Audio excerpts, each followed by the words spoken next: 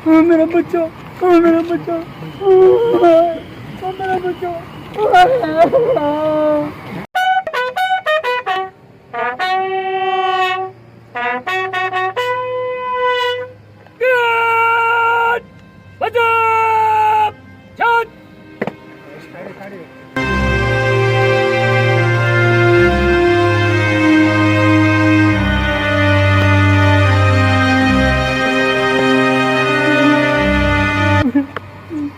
मेरा बच्चा, मेरा बच्चा, मेरा बच्चा, मेरा बच्चा, मेरा बच्चा।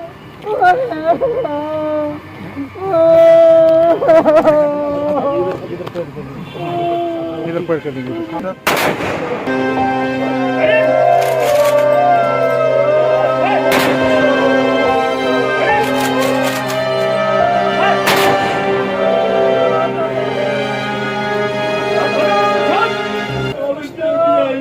सिपाही रिद्धम शर्मा का अंतिम संस्कार हो चुका है, गार्ड ऑफ ऑनर के साथ में और मिलिट्री फंडल के साथ में। लेकिन सिपाही रिद्धम शर्मा के पिताजी ने बड़ा सवाल उठाया है। उनका कहना है कि सेना उसे असली कारण बताए जिसके कारण सिपाही रिद्धम शर्मा शहीद हुए। अब बहादुर बच्चा था मेरा, वो उसने ड्रिल में भी गोल्ड मेडल जीता था श्रीनगर में, और रिपब्लिक डे पे 26 जनवरी पे भी उसने मेडल जीता था उधर दिल्ली में। तो अब पता नहीं, वो कहते हैं कि जब ड्यूटी पे जा रहा था उसका पैर स्लिप हुआ, उसको गोली लग गई। और मैं कहता हूँ मेरे बच्चे का इंसाफ हो, पता नहीं गोली कैसे लगी है, किस वजह से लगी, या कोई स्नाइपर शॉट लग गया है, या कोई, ये तो कुछ बता नहीं रहे। ये तो कह रहे हैं पैर स्लिप होने से कैसे गोली लग जाती है, वो भी यहाँ से और वहाँ से, इतनी बड़ी लंबी इंसास राइफल होती है। वो कहते हैं यहाँ से गिरा और अपने राइफल से लग गई। तो हम कहते हैं इसका होना चाहिए भी किसकी कमजोरी और किसकी जो साजिश है, जहाँ या कोई खुद के आर्मी में है, जहाँ कोई बाहर का। सिपाही रिद्धम शर्मा के शहीद होने का कारण अभी भी स्पष्ट नहीं है। सेनाएं आजकल हर मुद्दे पर, सभी मौकों पर इन बातों को छुपाती है और कम ही बातों को स्पष्ट करती है।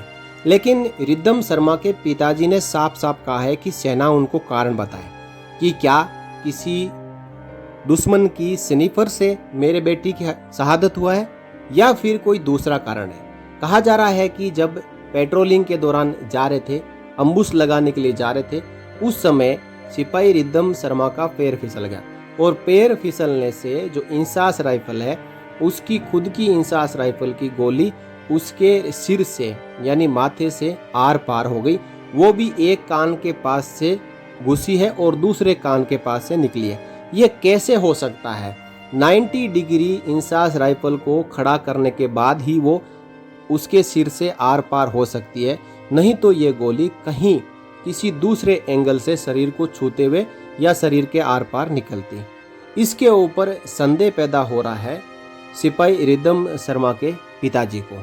हालांकि उनको शहीद का दर्जा तो सेना ने दिया है, अंतिम संस्कार भी मिलिट्री फंडल के साथ में सैन्य सम्मान के साथ में किया है, और साथ ही साथ गार्ड ऑफ ऑनर के लिए सेना और मिलिट्री व्हीकल वहां पे पहुंचे थे और उनके पार्थिव देह को मिलिट्री वाहन में लाया गया है।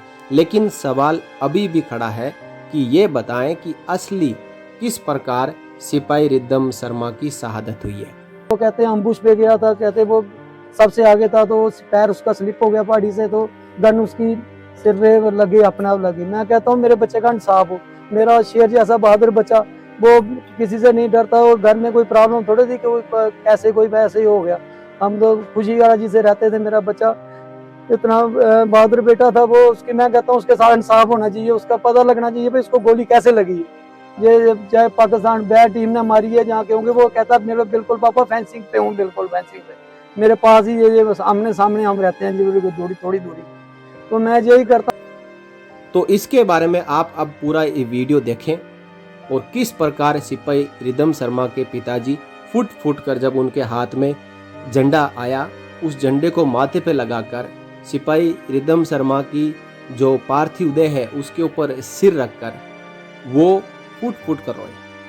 क्योंकि यदि एक पिता ये सोच ले कि मेरा बेटा इस प्रकार शहीद हुआ है तो उनकी मन को शांति हो सकती है।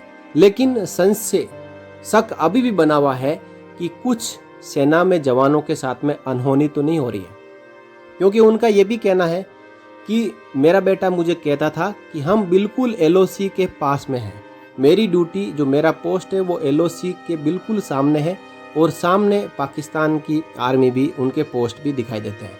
और स्निफर शॉट ऐसा होता है कि वो बिल्कुल टारगेट के ऊपर हिट करता है।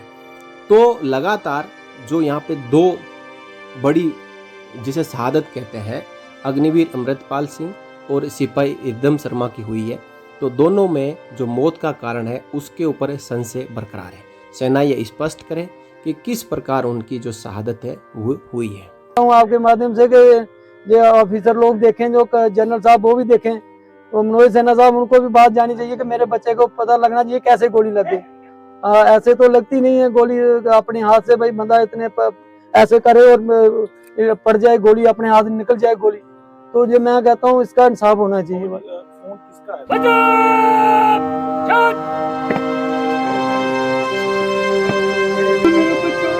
मेरा बच्चा, मेरा बच्चा,